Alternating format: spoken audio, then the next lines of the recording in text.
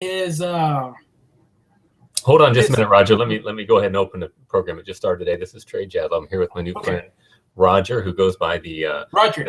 the screen name of Epiphany Found, and we were going to have a discussion about my existence with God. He has some difficulties, and feels like I'm not being clear and cogent with my argumentation. So that's what we're going to be discussing now. So go ahead, Roger. Thank you. It's nice to meet you. First of all, thank you for inviting me to talk with you, and I'm looking forward to it. All right, you too. I don't think your argument makes much sense. You use a lot of terms like contingent, not contingent. What's another word you use? Contingent. I can't think of the other words you use. I'm sort of nervous. But essentially, your argument.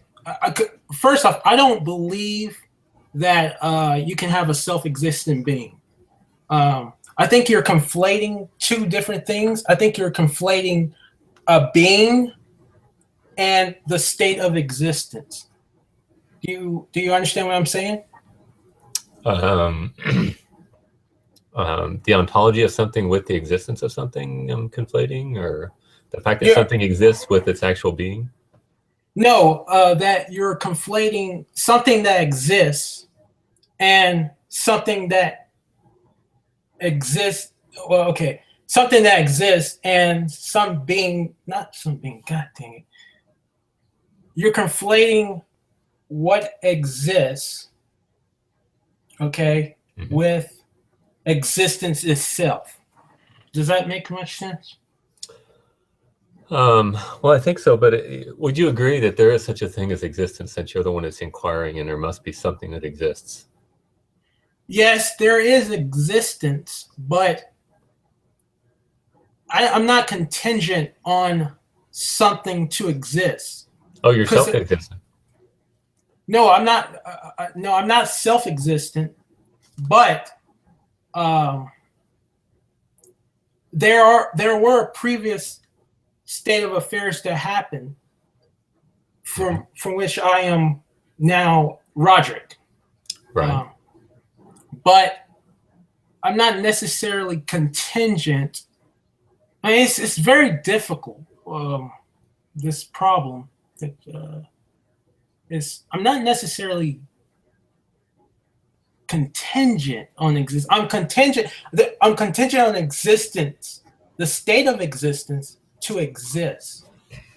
I'm not contingent on a specific being to exist, for myself to exist. Okay, so you created yourself before you existed. No, I didn't create myself before I existed. That's nonsense. Okay, well then, how do you justify something happening without it existing prior to its happening? I didn't say that. No, but you're implying, you're saying that you yourself happened, but you're not relying upon something that's self-existent for you to be. How could you have existed unless you created yourself before you were? In other words, anything that happens, which everything that you know, everything you experience happens. So happening existence necessarily cannot happen itself before it exists. Do you agree with that? Right, I agree with that. There needs to be a prior state of affairs to have happened for my existence. Right. But that doesn't apply to the universe, though, because the universe is existence. So there weren't any prior state of affairs to have happened to bring forth the universe. Okay, are you an adherent to Big Bang cosmology?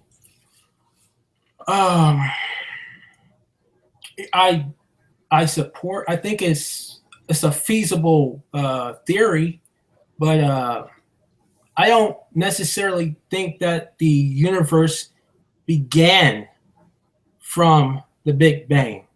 I think the universe didn't. I'm not positing that the universe always existed, but that it is existence. Okay, well, you're contradicting yourself. I mean, if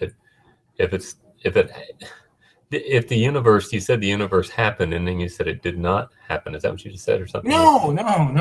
I'm saying that the universe and existence are synonymous. They are the same. That you don't bring about existence. Existence doesn't.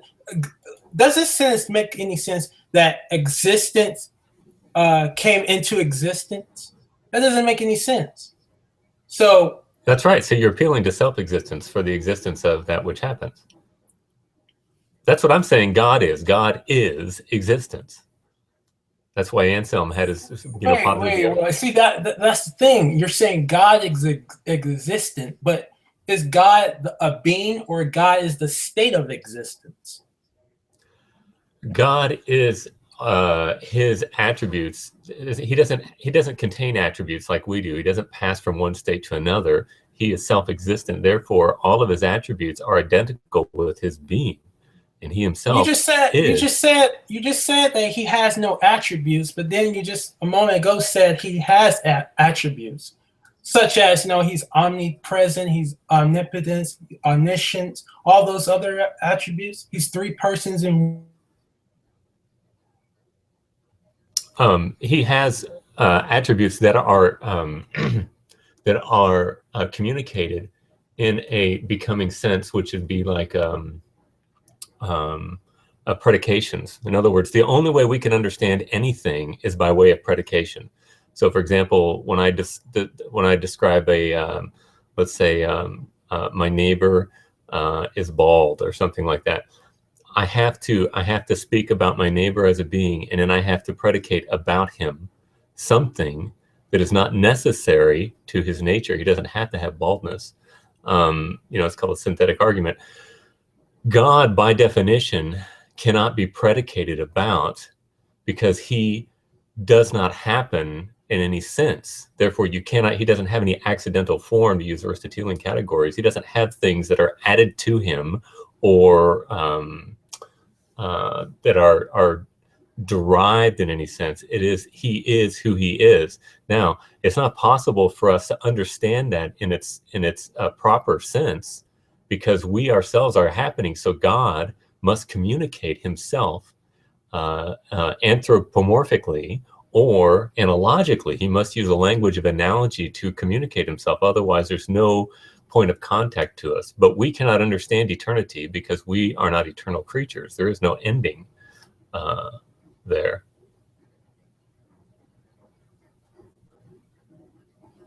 Does that make sense? Oh, did you drop out? What happened? I think we lost him.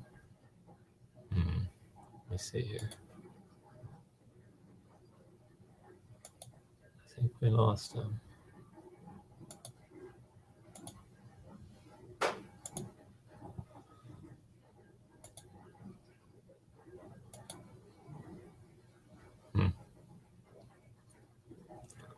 We'll wait here a second, see if he comes back on. Oh, here he is.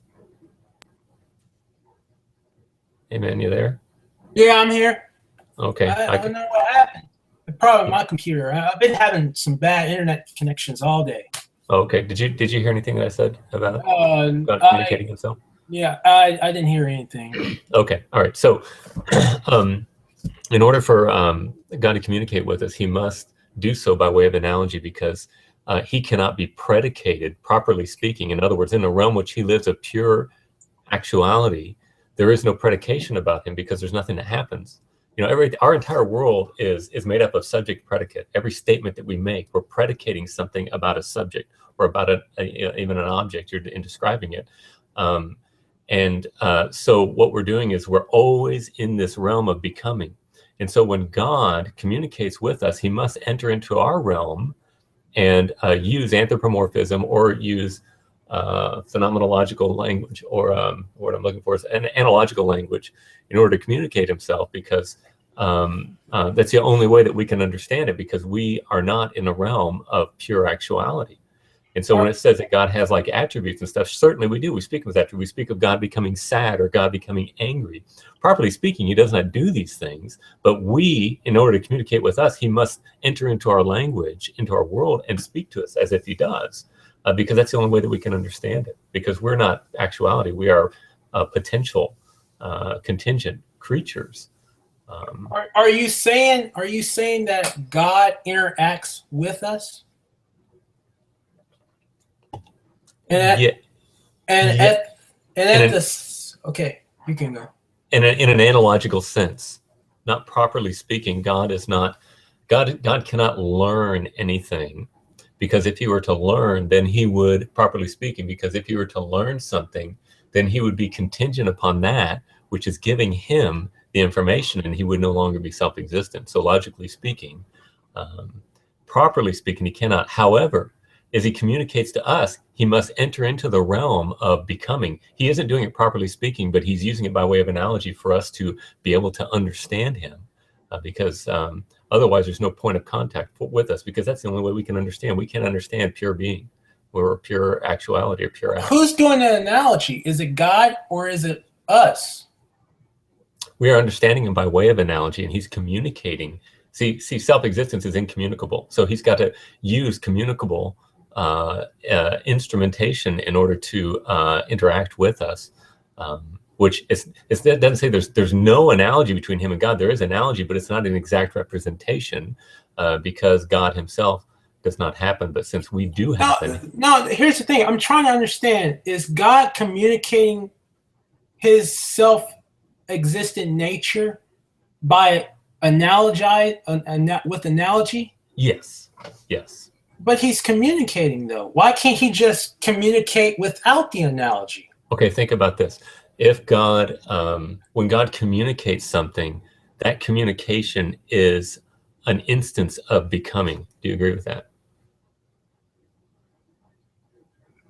Correct. Yes, because because communication is becoming. Okay, right. I see that. Okay, so if God himself in his essence does not become necessarily by definition, then properly speaking, he cannot be communicating the way that we understand it.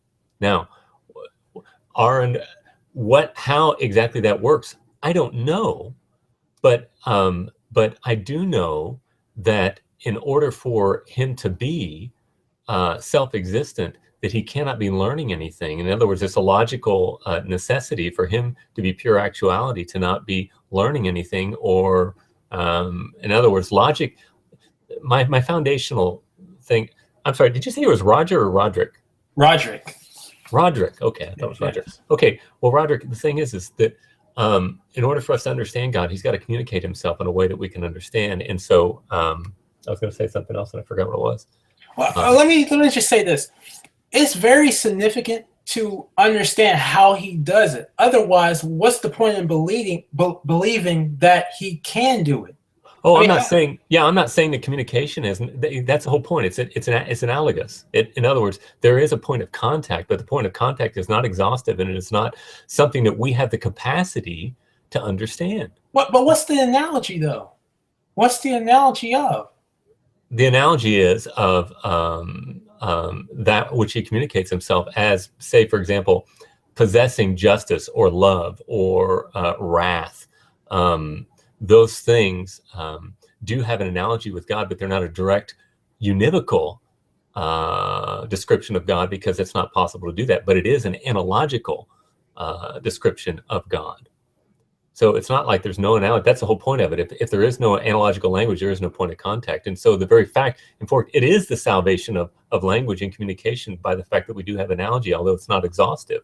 But it's a necessary corollary for. Is there an analytic truth that a necessary being has to communicate? Is that no? He doesn't have to communicate. He doesn't have to. Let's see. You do not have to have becoming. God didn't have to create, but you do have to have being. But he has to have created us. It was necessary within his nature to create us. God cannot be any other than what God is, which is he's a creator. So it is necessary for us to exist alongside with God. Well, I will say that God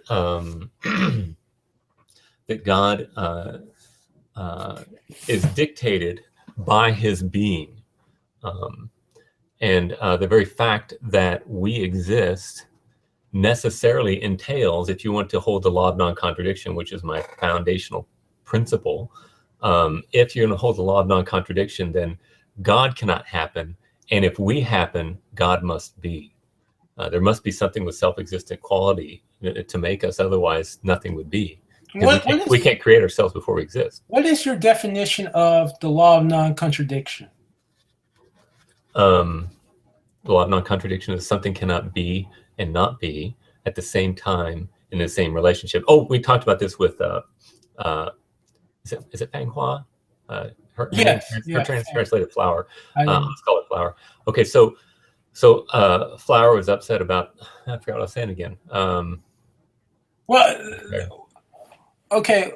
See, I think you're just I know, here it is, causality. So you're talking about, she was upset about, causality being synthetic, and I think you had corrected her properly saying that causality is analytic, and what you didn't understand me saying, and which I wanted to clarify, is that I was saying that causality is merely an application of the law of non-contradiction.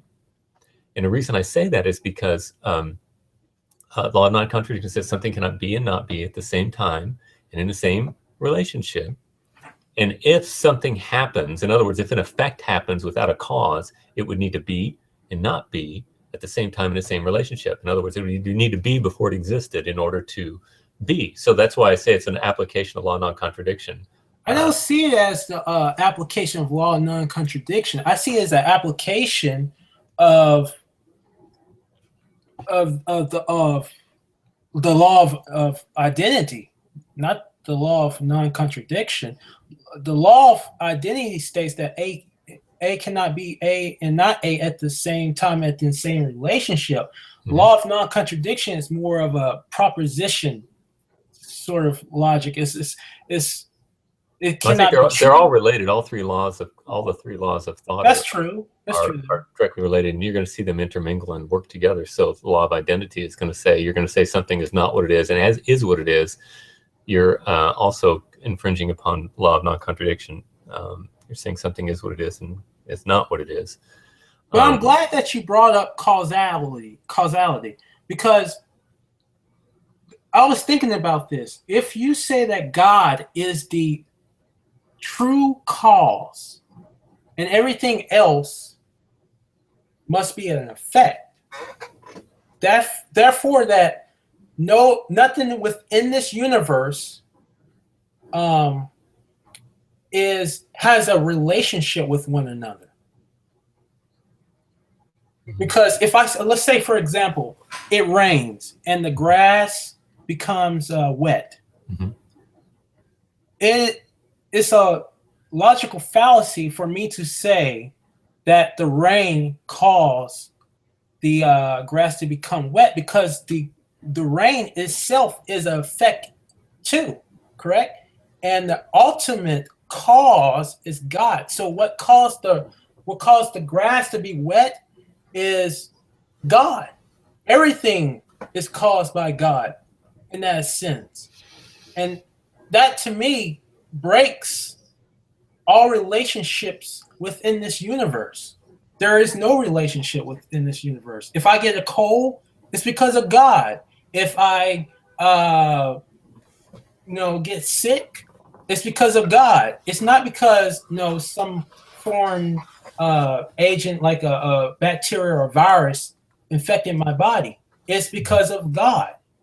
That's where your actuality going to lead you down to, that because it's immutable. The nature of God is immutable. It's unchanging. It was not caused upon. Itself was an effect. That therefore God is the ultimate cause. Would you agree with that? I can say that ultimately God is cause, but I'm not denying secondary causality. I'm not saying that there's some relationship between. But you're violating the law of identity. You're saying that if you're denying, if you're accepting second causality, then you're saying that causes happen. Will you agree with that? Oh, you mean causal relationships can happen? I'm not saying ultimate causes. One, in other words, sure, there's a cause and effect, but each one of those causes is potential in its nature as well, and it happens as well. So ultimately, every causal agent that we see in us, it does have a causal influence, but it in and of itself is also an effect. Would you agree with that?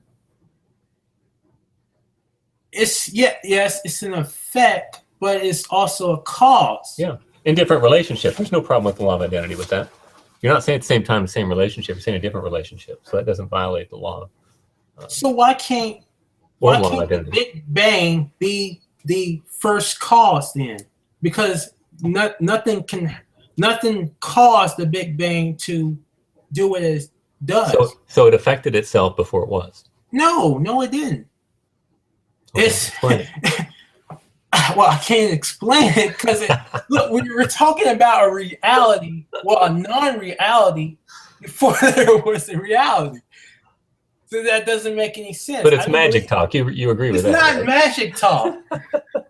It's what we're talking about is a first cause to everything that exists as of within this universe. Does that first cause happen? Did the first cause happen? Nothing brought it about, though.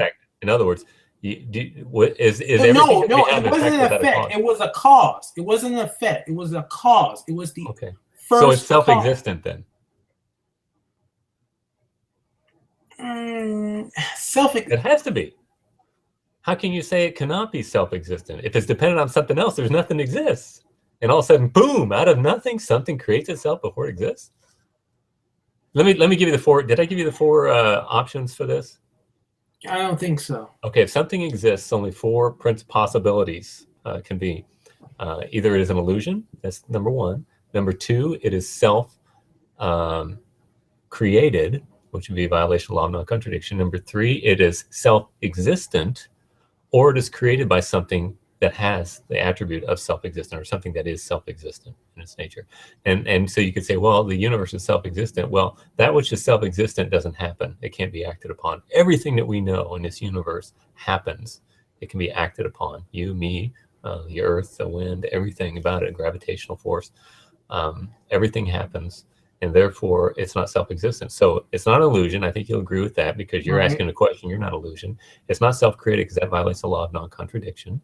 And it's not self-existent because it happens. Therefore, the only logical possibility left is it is created by something with self-existence. That's a false choice. That's a false choice. Go ahead. Demonstrate. Well, look, I'm saying it's a false choice. I don't know the other options, but there's a first choice. Roderick, I have asked this I don't know how many times, and you guys always say the same thing, and nobody has answered it. And do you know where I got all this stuff from? Do you know who R.C. Sproul is? Yes, I watched some of his lectures last week just to understand where you're coming from. Okay, well he's given this stuff to Ivy League and all kinds of audiences. He's never gotten a different answer for it. And it's not new stuff anyway. It's basically Aquinas, and before him it was Augustine, and then before him it was Paul. I mean, I'm basically working from Romans chapter 1 right now. And what's that? It says that all men suppress the truth of God in unrighteousness, because that which is can be known about God is made manifest to them through the things that are created. Everybody knows that they're not self-existent. There's not a soul on this planet that thinks that somehow they're self-existent unless they're deluded. And if they're not self-existent, then they know that God exists. They don't know anything about him personally. Okay, they cannot know how to be saved, but they can know that there is a God. And in Romans chapter 2 says that everybody knows that there's right and wrong. Everybody knows that existence is special. Every argument you're going to see me give is going to be from Romans 1 and Romans 2. I mean, you're going to argue the cosmological argument on existence, and then I'm going to argue on a moral argument that everybody knows that existence is special, and we all believe that we should treat each other the way that we want to be treated. Well, we'll get down to the moral layer in this discussion, but I want to stick to God. Are you saying that everything is dependent upon God? Okay, am I contingent to exist because of God? Well, you're contingent, period. I mean, I don't think anybody would deny that you're not self-existent. There's two different definitions of contingent, though. Like, I'm contingent to survive. Like, I need food, water, shelter, so forth. But you're saying it in a sort of different sense. Like, I need previous state of affairs to happen for my existence to be. I need the state of my parents procreating for my existence. Right. But I don't necessarily believe that I'm contingent to exist, though. Well, there are only two types of existence: self-existent and contingent existence. Do you agree with that? I don't make the distinction. It's not contingent. I don't make the distinction between contingent existent and self-existent. I think those are just relationships between other things. I don't make this distinction between what exists, like what exists self-existently or what exists contingently. Just everything exists. What exists exists. It doesn't need to be contingent or okay. Does it happen or does it not happen? You're talking about in the state of time, though. Happening only happens. Don't we live in time? But you're positing a God that doesn't live in time. What is time? Time is a byproduct of matter, motion related to matter. Okay, good. Have you studied philosophy? No, I just do philosophy as a side thing, like a little hobby. Yeah. Like, it's something I do to cope with my life, something to. Well, I've not had any. All I've done is listen to R.C. Sproul. So that's all I know. But you're right. Time is nothing more than matter related to motion. We measure time by, years by watching the planets relate to the sun. I mean, as we move around in orbit. So it's matter related to motion. So you got to tell me this: what is time outside of matter related to motion? Nothing. Well, we don't know. We just don't know. We can't think about it. See, that's the thing. You're saying cause and effect happens without this universe, and I'm saying, how can cause and effect happen without this universe? I didn't say that. You mean that cause and effect, as we view it, is matter related to motion too. It's in time, right? But that's the only concept of cause and effect. It cannot. But it's an analytic truth, right? Yeah. Actually, it's much more than an analytic truth. It's nature itself. Nature changes from one event to another event. Okay. Well, yeah, but you're equating two things. You said it's an analytic truth, and then you made a synthetic statement that empiricism was always going to be synthetic. That we're watching. No, without the observer to posit to infer that it's an effect or a cause, events happen. Do you agree with that? Yes. And the key word there is happen. Yes. Yeah. Now they cannot happen without being observed ultimately. I think this is let's see, SAS Percipi. Wait, you said it can't happen without being observed? Yeah, that Berkeley said that to be is to be perceived. In other words, if there is no perception, he's the guy that said that if a tree falls in the forest and nobody's there to hear it, does it make a sound? Right. And he's basically saying that if there's no perception, there's no being. And you're kind of making that same argument here. You're saying if we're not there to, you're saying that I am saying that nothing can happen unless there's a perceiver behind it. Oh no! That right there is solipsism, and I'm thinking this is where your argument leads to, that you're actually arguing for an ultimate solipsis. That we need God to exist for our existence. Yes, but I'm not saying that we are God. I'm making a distinction between self-existence and contingency. This is why we need to have the doctrine of creation ex nihilo. Contingency was made out of nothing. It's not God's essence that we are. I'm not a solipsist. I'm not saying that I'm not saying that you're a solipsist, but I'm saying that you're arguing for one. And that's no, I'm God. not. I'm making a distinction between the two natures of contingency and of aseity. Aseity, contingency is not aseity. It's brought about by aseity, but it's not the same substance or essence. No, I'm saying God is the solipsist. To say that he is the ultimate reality, but I'm saying that we are not God, though. That's what I'm saying. We're not the same substance as God. We are not God. We're not, Are we outside God? We are dependent upon God, and we cannot exist except for his sustaining power. That's what contingency means. Contingency means that if it were not for that which gives it what it is, it would not be. Just like a contingent plan you have for your house, for fire or whatever like that. That contingency plan is dependent upon whatever it is that it's for in order to be.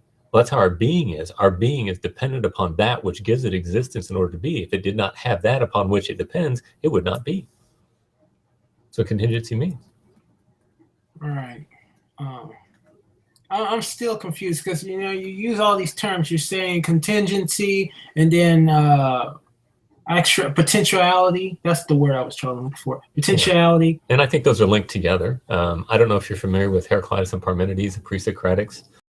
They're two philosophers, and Heraclitus said everything is changing, nothing is the same. And he said when you go and put your foot into the water of a river and you take it back out, the river has changed. You've seen a small, tiny bit of erosion you can't even sense, and you yourself have even changed. And he said that everything is always changing and nothing is the same.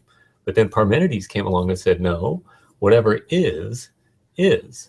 Now, Heraclitus would be the modern existentialist, where they looked for theirs, and they say that everything is changing all the time. But Parmenides says if there's not some essence of something that is unchanging, some identity that doesn't change, then there can be no identity whatsoever. In other words, if everything is complete change, then everything really is nothing. And so he said, whatever. Whoa, that's a very profound statement there. That everything that is changing is ultimately nothing. If complete change is nothing. If it didn't have the essence of some immutable essence. Right. That's a very profound statement. Or it is. Well, and R.C. Sproul talks about this, and he said, when he first heard Parmenides, who's a guy, he said, whatever is, is. And when he first heard that, he laughed to himself. He said, that's the most stupid thing. He goes, why am I wasting my time with this philosophy? He majored in philosophy. But he said, nothing has jerked me back to contemplation more than that statement. It's so simple. Whatever is. There's got to be some kind of being that has an unchangeable nature to it. The only thing that needs to exist is the existence itself, the state of existence. Change can happen. Mm-hmm. Change can happen. Beings can change, but within that state of existence, and there still will be, we will still be have identity because we're still existing. I agree with that. And I'm not saying that we're self-existent, therefore we can change. I'm saying that we must have some continuity. There must be both being and becoming. That's what Aristotle was talking about. He said, everything, he talked about, he had his form of theory of substance where everything is made up of form and matter. Form is the part that doesn't change. It would be the actuality, and the potentiality would be the matter. And it extends itself into accidents, which are your outward qualities that can be added to you or taken away from you. Like my baldness would be accidental to me. I'm still me, whether I have more hair or less hair or anything like that. But the formal part of me would be the part of me that does not change. It's the Trey. And then you have the accidents and the matter, which changes and is not always identical. So there's a change. But here, I think you're conflating. The laws of logic with nature itself. See, the laws of logic are nothing more than the laws of thought. So let's just say, for example, a pile of salt, and I took one of those grains from the pile. It's still a pile of salt because from the perspective of the observer, it's still a pile of salt. But in reality, it's not actually the same pile of salt that before I took the grain of saw that. Mm-hmm. But we're talking about different relationships here. The relationship of reality and the relationship of the person that experienced the power of salt. Okay. And so what I'm saying is you're conflating the two. You're saying that there has to be some sort of pure identity that's immutable, that does not change. And well, no, I'm not necessarily saying that. I'm just saying there must be continuity of identity for something. In other words, if and we are the ones that make that continuity. It's not reality. There's nothing in reality that says that there needs to be a continuity in being. There can always be change, but we, the perceivers, can always say that that's the being. Like for myself, from birth to right now, I have changed from different cells in my body, but right. I'm still the same from my own perception. Mm-hmm. Do you see? I'm perceiving the being within me, but I'm not the same from when I was born. I'm completely different. But there's a continuity of personhood in you, is there not? Yes. You've always been Roderick. I mean, you may not have that name, but you've always been that person and that being, even though you change, and you always will be. I will always change, but it's so difficult to try to make the distinction between the perception and the reality. The reality is that I'm changing, but the perception is that I'm the same. And I think you're conflating the two. That there is necessary has to be some sort of being. When there doesn't necessarily have to be a being, a pure, unchanging being. It can just be pure change, through and through. So you're saying there's no continuity then throughout your life as you had it of your being. From the perception, though, the perception is the same, but it's not dependent on it. Sorry? How do you justify that? How do you say there's continuity in yourself when you say that everything is changing at all times? Well, that's just the reality of being a perceiver. Okay, so the perceiver is consistent? Yes. And okay. the being... Sorry, I conceded your argument? No, you're conceding the argument that there is both being and becoming within our existence. But I'm not contingent on your God, though. Well, sure you are. You didn't happen yourself before you existed, and go back to that. Oh, my God. Look, I am a changing being, but my perception does not change because I'm an observer. Because my experience from birth to where I'm at now, the reality is that I change, but my perception has not. Okay. So why do I have to justify my perception? That's just the reality. Sorry? But the reality, you're not justifying it. You're just saying, yeah, it just happens, and somehow it just. No, I didn't say it just happened. This is a development for millions of years through from evolution. Evolution is stupid. There's no it's not, Trey. It's not stupid. Is your life important, Roderick? Yes, my life is important. Okay. Well, where does your importance derive from? My well-being. Okay, so there's a moral imperative to the sanctity of existence within the universe, right? Not the sanctity of existence, the sanctity of well-being. Same thing. No, it's not. The sanctity of No, well-being. it's not. I could be on fire right now. I wouldn't want to exist. I want to be, someone, knock me out. I don't want to exist at that point because it would be such excruciating pain. I care about well-being more than existing. Okay, so what do you think about axe murderers? What about them? Are they good or bad or indifferent? They're completely bad. Why? Because they are impinging on someone else's well-being. So well-being is a moral imperative in your view, right? Absolutely. That's the whole purpose. So please justify the sanctity of existence using the evolutionary paradigm. Sorry, can you say that again? Please justify the sanctity of existence using the evolutionary paradigm. The value. You said there's intrinsic value to people. Right. Does the universe care about us? What do you mean by universe? Whatever it is that made us, the gravitational. No. See, here's the thing. When people say this, that the universe doesn't care about us, look, everything that exists is in the universe. Okay? So if human beings exist within this universe, then yes, the universe do care about us. Okay, so where did that come from?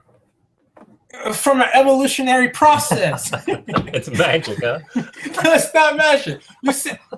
Look, from a state of intentionality, random, natural processes to... You're giving me a Rudyard Kipling's Just So story. It's a favorite answer. It's Just So story, Trey. It is. You're violating the law of identity. You're saying that which is unintentional intended intentionality before intentionality existed. It's silly. No. It's the same thing as self-creation. It's the same thing. You're violating the law of identity. It brought about intentionality. It didn't itself. It intended. Think about it this way. How is it that your God, how come you have no problem with God being an immaterial, incorporeality being, bringing about material things? Because it's a necessary corollary, because corporeality is necessarily contingent by definition. It can't be everywhere at all times. It's not omnipresent. I mean, it's not like I'm okay with it. I need to have it. It's a necessity for logically coherent. But is it analytically true that immateriality is not contingent? Yes. What about my mind, though? Immateriality. No, I'm saying non-contingency must be immaterial, is what I was saying. Or self-existence must be. Okay, what about my mind then? My mind needs my brain. It needs my being in order for it to exist. Mm-hmm. So it is contingent. What is contingent? Your mind? Yes, my mind is contingent. Okay, so? Well, your God is contingent. How does that follow whatsoever? I mean, I did not say because he's immaterial, therefore he's self-existent. I said, if he's self-existent, he must be immaterial. You got it backwards there. If he's self-existent, he's immaterial. He must be. So logical corollary. Is that necessarily true?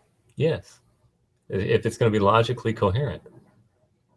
So something that is self-existent has to be immaterial. I don't see how that's an analytic truth. Analytic truth would be that immaterial, it has no material. Well, that's an analytic truth. Well, materiality, though, necessarily is limited by space, is it not? Let's see. Yes, in a way, but everything is sort of material, though. Okay, so you just conceded that. So self-existence cannot be material because it can't be limited. Otherwise, it would be contingent. Okay, I agree with that. But let's go back to morality. Okay. Well, let's actually go back to value, because I think you're there's two types of value. There's value that's projected, and there's value that is intrinsic.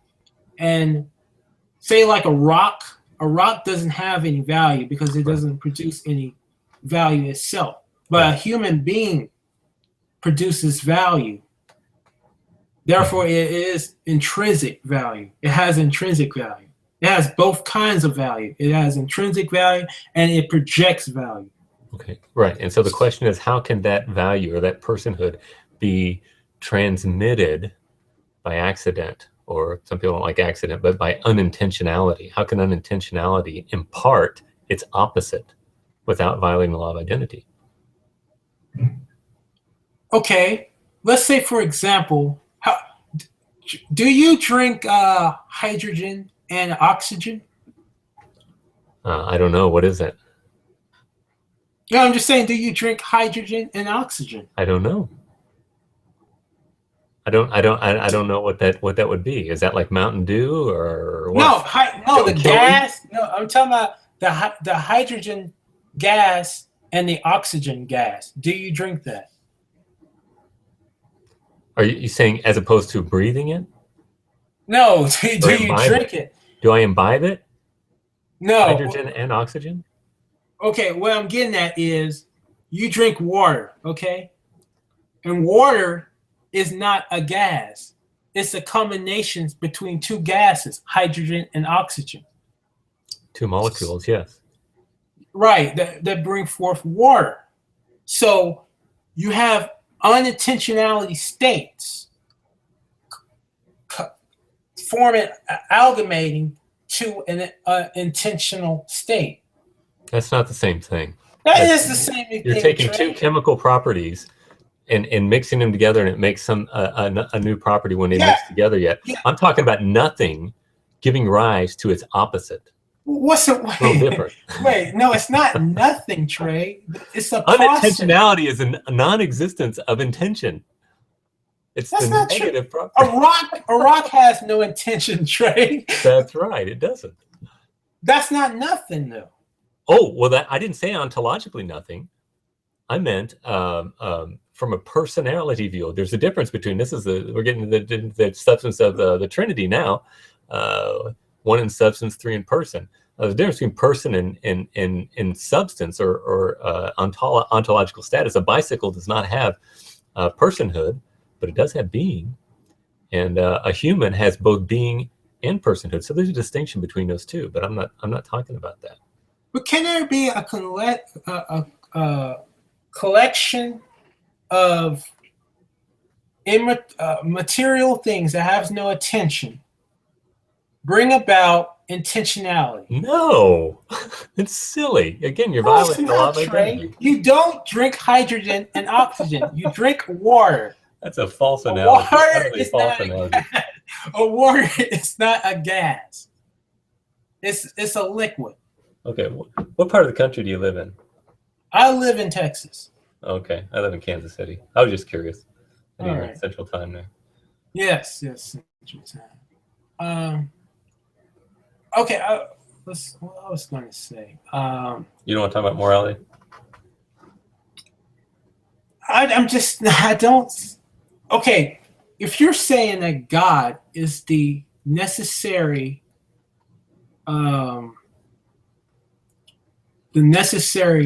reason why we have morality, then it devoids the whole purpose of morality. No, it gives it the very foundation for it. No. Let me tell you what morality is from my perspective, Roderick. Okay. Morality is basically always based on it. Everybody believes this, that existence is special. And every moral code that we hold a society, every moral code that you hold to is going to center around the sanctity of existence. And the only reason you can have sanctity of existence is if the existence in and of itself is valuable. Now, of course, existence is valuable because God himself, by definition, is valuable because existence is valuable. Now, God creates something by definition, since it was made by that which is valuable, in itself has value, not only because he has it, but because his essence is that of value. But if you take God out of the picture, there's no such thing as value. There's no such thing as morality then. It's just you're just having an emotion that you say that you think things are valuable, but really they're not. That's what the evolutionary paradigm says, and it's foolishness. Okay, Trey. Okay, let's just say, for example, let's give a hypothetical. Mm-hmm. Let's just say there are no earthlings on this planet. Mm-hmm. Now, would you say that it's wrong to murder? If there are no earthlings, what you mean, no humans? There's no life on this planet. No humans. Would it be wrong to murder? How would I know? Because I'm not there. What I'm getting at is, if there's no humans on this planet, right, then the moral imperative to not kill someone is rendered useless. It's null and void. It is for the atheist as well, even with humans. It's just a fanciful, silly little feeling you need humans in order for morality to have value. Okay, so it's real important for humans to exist? It's not important for humans to exist. It's important for humans to have well-being while existing. Why? Just don't tell me that. Tell me why it is. Why is your life so special? Is there some big grand picture that you're fulfilling something for? No, there's no external meeting. So you just fantasize in your mind that life is special, even though you know it's not really true. No. Let's just say I do fantasize in my mind, but it is true though. Okay, well, is it true because you want to wish it true, so you can have a crutch to help you make it through life? No, it's not. Yeah, I want to believe that. Yes, I want to go through the day believing that I have to keep going, but it's not into some ultimate goal of to satisfy the universe. It's to improve my own well-being, to improve the lives of other people. Okay, so you will concede that humans, generally speaking, have this program within them that life existence is very special. And if somebody doesn't have that feeling, there's something wrong with them and they need to be punished for it. So No. You don't think axe murderers should be punished? You keep switching. You keep saying existence. I said well-being. Well-being of human existence. No, just well-being. It doesn't need to be a well-being of existence. Just well-being. An axe murderer doesn't want someone else to have well-being, so we punish those people. We lock them up, or because there's something wrong with them, right? They're broken. Humans are made to be valuable, right? And my question to you is, where does it come from? That's what I'm looking for, the justification for your saying that human beings are intrinsically valuable. Why is that? Why are rocks not valuable like humans are valuable? Because they don't possess the same things that a human being does. I just told you earlier that we have two types of value. One that is projected and one that is intrinsic. And the reason why we have intrinsic value is because we produce value. We project value onto other things. That's why. So where does that come from, though? You're just saying, oh, it's just the way we are. It comes from us, though, Trey. Did you start something at one time? Did I start something? What do you mean? At some point in time, value entered into the universe, right? Yes, correct. Okay. So there's no value, and then at one point, there's value, right? Yes, and it's a development over time. Okay, so how did unintentionality intend to make intention before it existed? Oh, God, Trey, come on. It didn't make. It just happened. That's what happened. Intentional states happen. You have You have It's chemicals. just the way it is, right? Yes, it's just the way it is. That's all I'm saying. Goodness. Okay.